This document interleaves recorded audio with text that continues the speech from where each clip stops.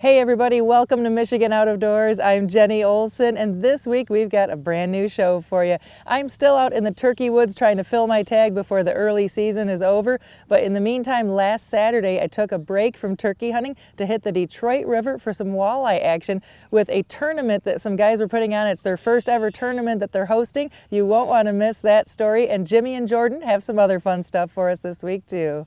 Well, that's right, Jenny. We do have a few more things on this week's show. We're going to actually do a little turkey hunting. We're going to stop in at a Wild Turkey Federation's youth event. You won't want to miss that. Some very good footage there and some good stories.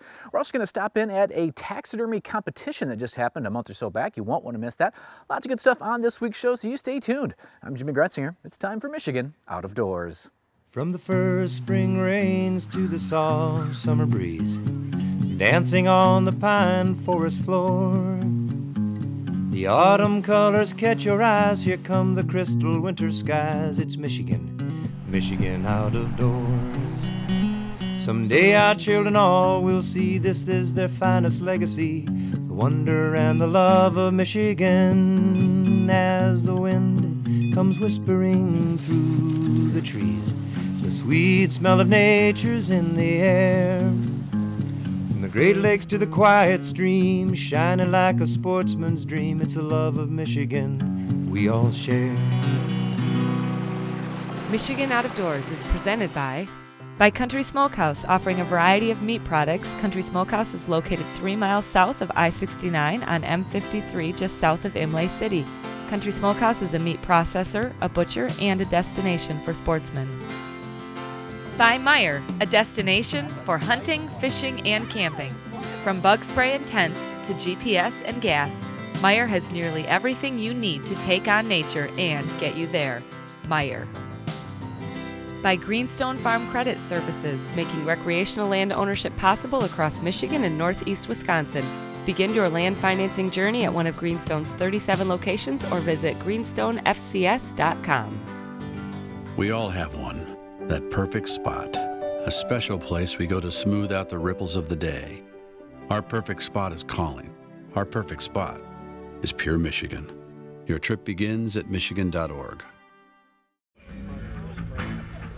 Last Saturday morning, a bunch of die-hard walleye fishermen gathered in Detroit at Sinbad's restaurant. They were here to take part in a tournament that's in its very first year and was shaping up to have a good turnout. I caught up with Captain Brad Smith, who I'd be fishing with today.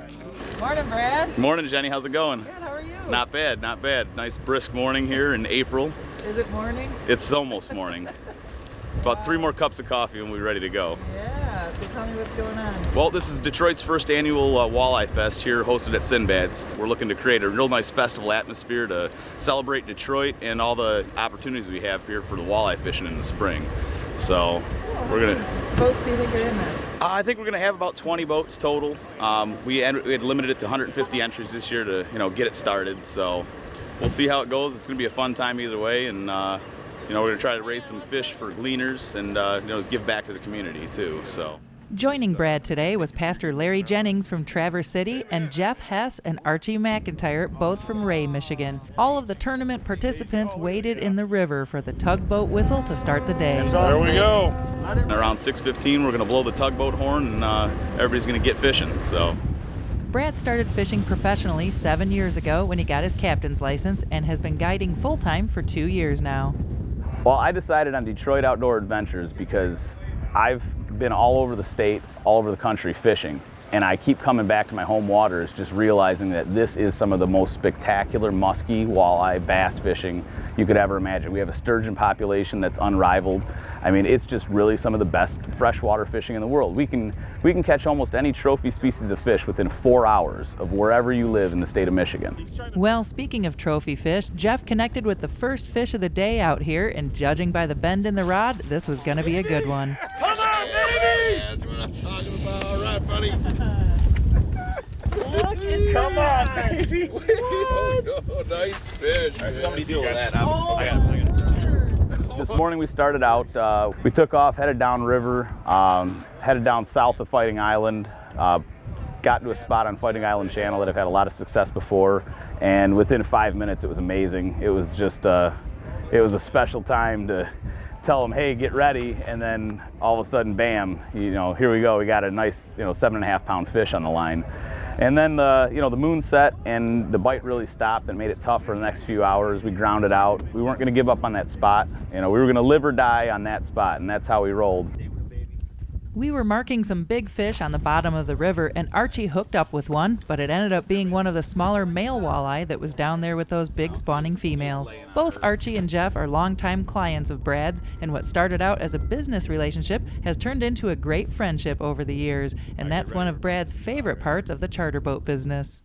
I couldn't have thought of a better crew to go out and have a good time and take a run at a fun tournament, because that's what event was designed for. It wasn't an event designed to be, a real high dollar tournament. It was supposed to be a fun event that's going to help the community and support Detroit. And there was no better people to have on the boat. I didn't want to take it too serious. So, I figured I'd balance their wild side out with Pastor Larry Jennings from Jonah Jigs. And I figured that would be a really nice combo of having a couple fishermen on the boat with a couple of guys that are just really passionate about it. I'm blessed to be able to do this. I mean, just sharing my passion with other people has just been incredible. So, yeah, the people I've met have really been just even more of a blessing. I've always enjoyed other people and the camaraderie, and it's just been amazing to meet all these new people and share my passion and have them experience what I've done forever for the first time, and just see the way they react to it. It's amazing. Archie was doing his part putting fish in the box, and he was happy he got the invite to fish today. Big Captain Brad said, come on fish. I said, I'm ready. Have you fished the Detroit River much? Not a lot, but me and Jeff met Brad a couple years ago, and we've been fishing him for a few years, and we enjoy it every time. So he always takes us out on a good day. I'm the bass master. I am the bass master. I've caught so many bass. Larry's first fish of the day was a gorgeous Detroit River smallmouth. Not exactly what he was looking for out here today, but he was a good sport about it. Larry fishes all over the state, but loves walleye fishing here. In fact, he owns a custom jig company aimed at a few other species, but he makes exclusive walleye jigs just for he and his buddies to target the fish here. I do have an online store. It's Jonah Jigs. My specialty is not walleye, actually.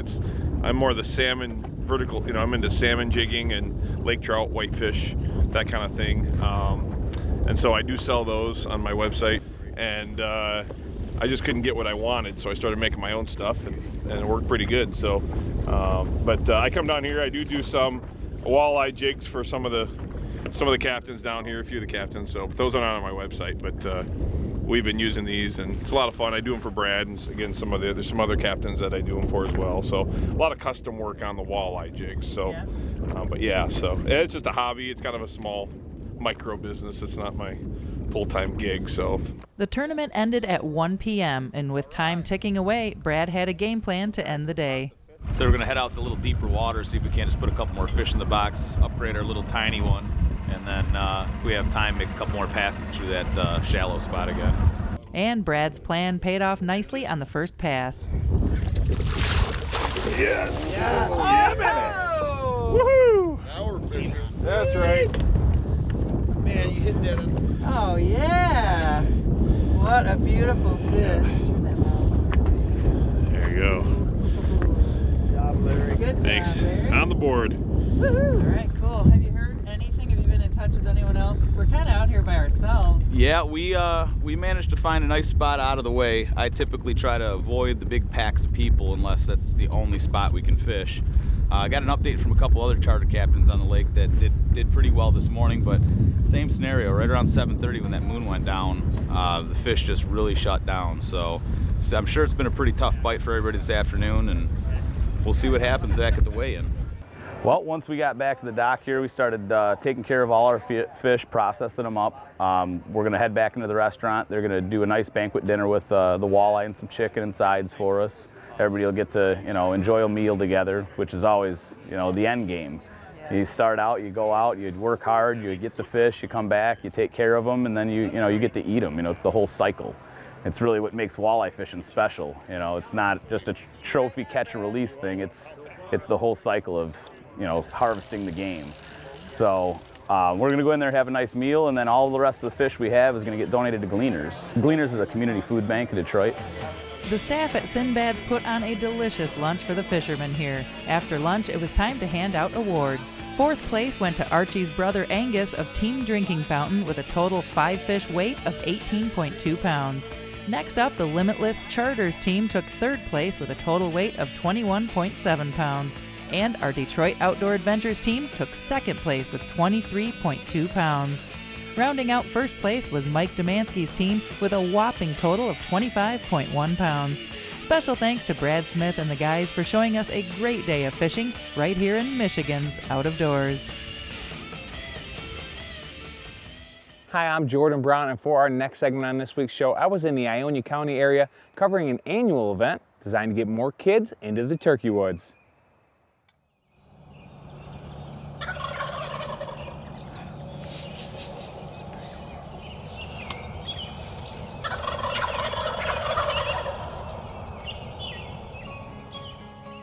Today I would be tagging along with Andrew Morris and his guide for the day, Sarah Kennedy.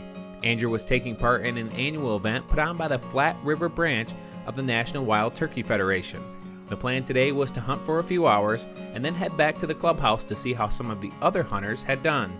We were in a perfect spot this morning, right near the roost, and it didn't take long for a tom to work its way in.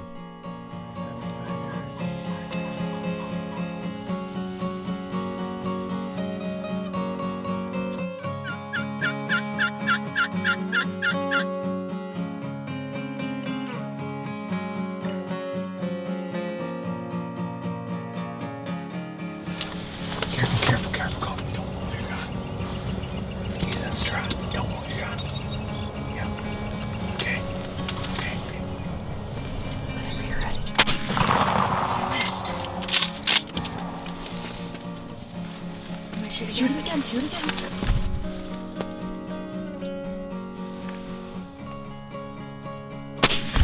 Dang it. It's okay. Okay. It's okay.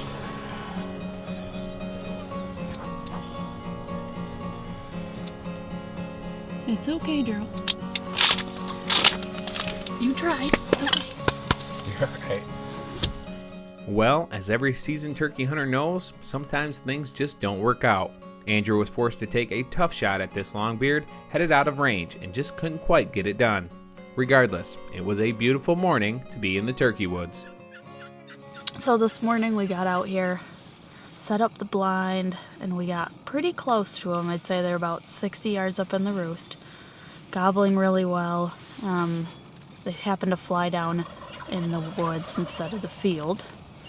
So we waited patiently for them. They did come out to the edge of the field, and Drew tried to make a shot. We didn't do what we came here to do, but that's why they call it hunting and not turkey killing. Did you have fun, Drew? Yeah.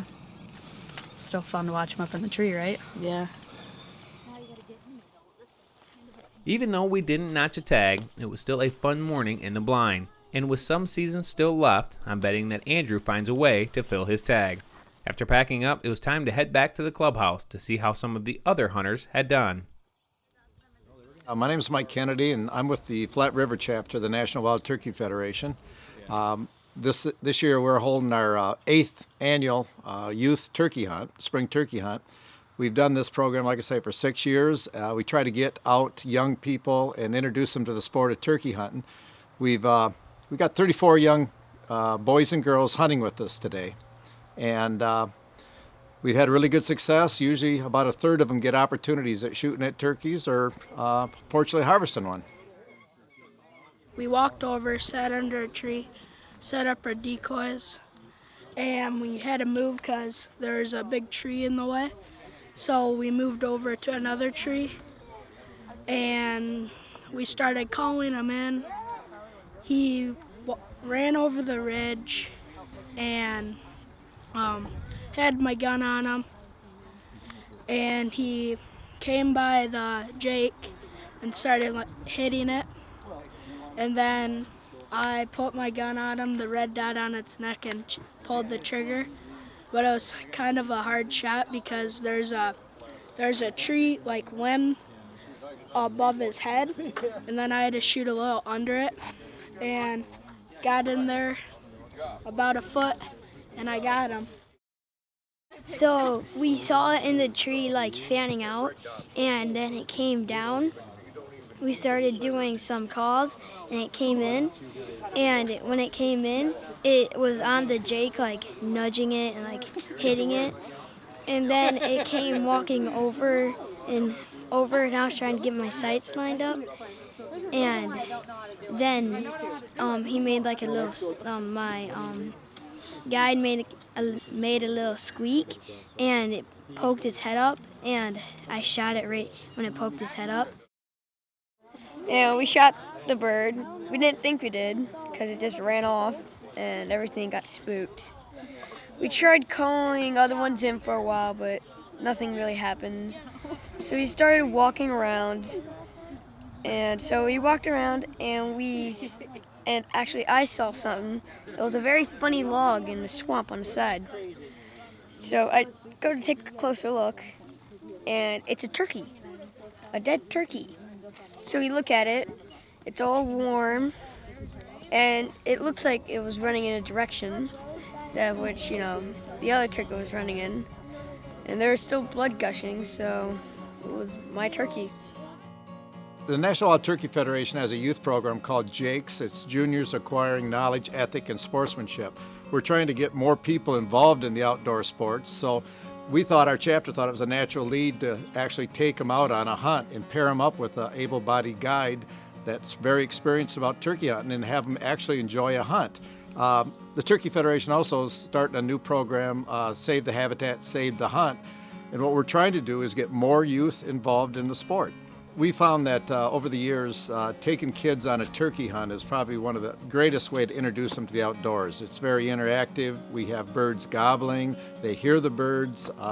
They see a lot. They come in and display in front of you. It's really exciting for the kids and for the adult alike to actually partake and learn how to hunt turkeys. We find too that a lot of people, once they've been out turkey hunting, want to learn how to hunt other animals, and it's a great way to introduce people into the outdoors. Turkey hunting is a great way to get someone outdoors. The combination of nicer weather and more action seems to make it a good fit for someone just getting started. Special thanks to Mike, Sarah, and Andrew for letting me tag along on a fun day of turkey hunting here in mid-Michigan. Well, we wrap up this week's show in Grand Rapids, where I was able to learn all about what goes into a high-quality fish mount while visiting the taxidermy exhibit at the Ultimate Sports Show.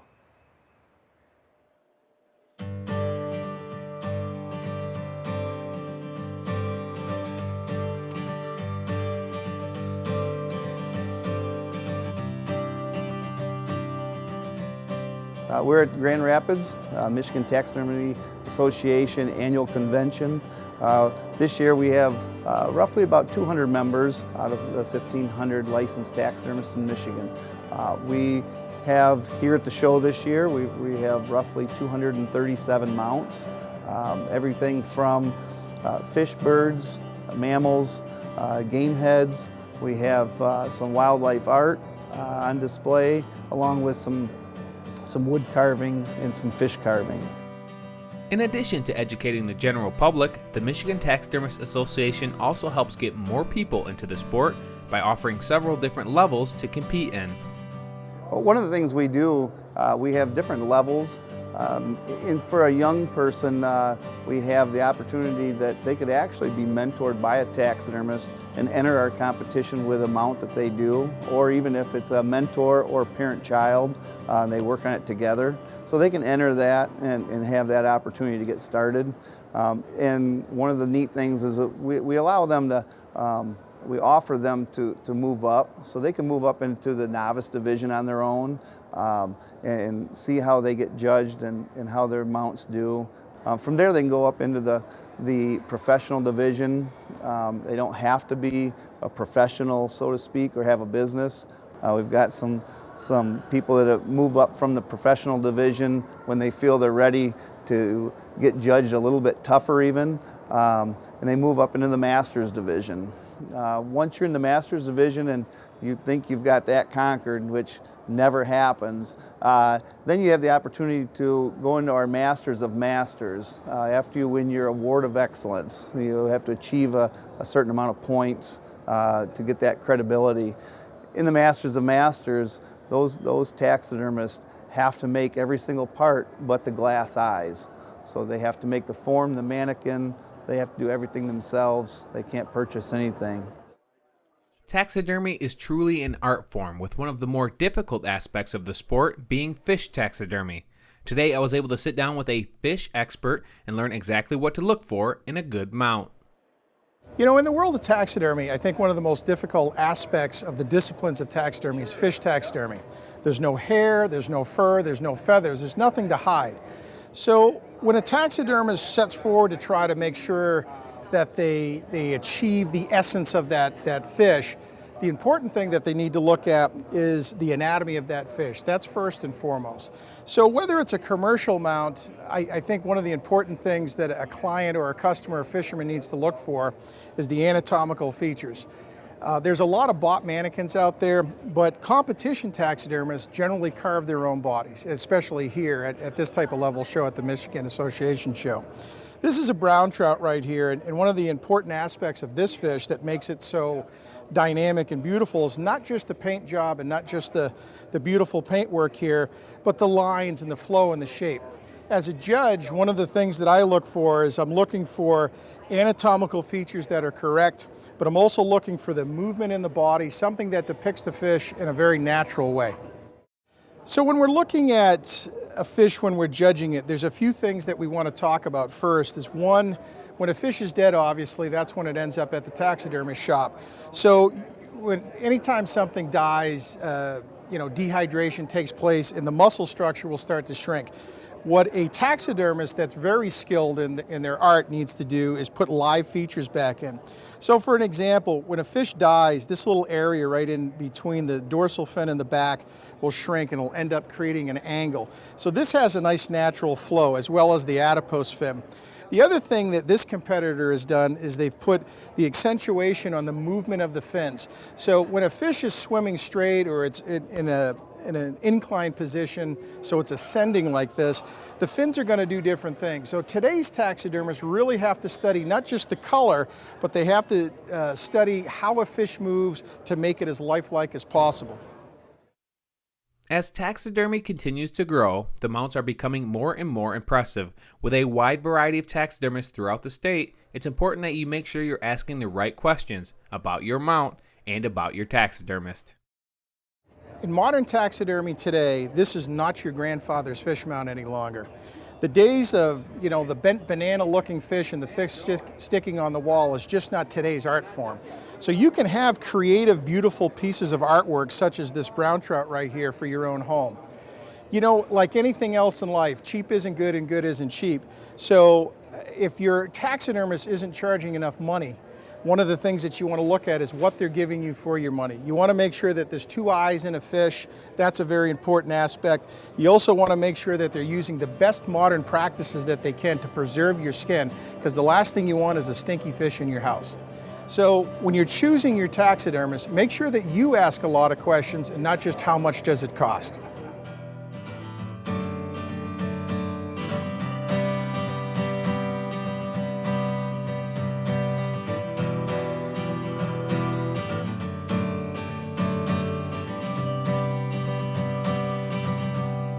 Not only do we offer seminars, other educational opportunities, but here at the show, one of the really cool things is the artistic ability that we show for the public.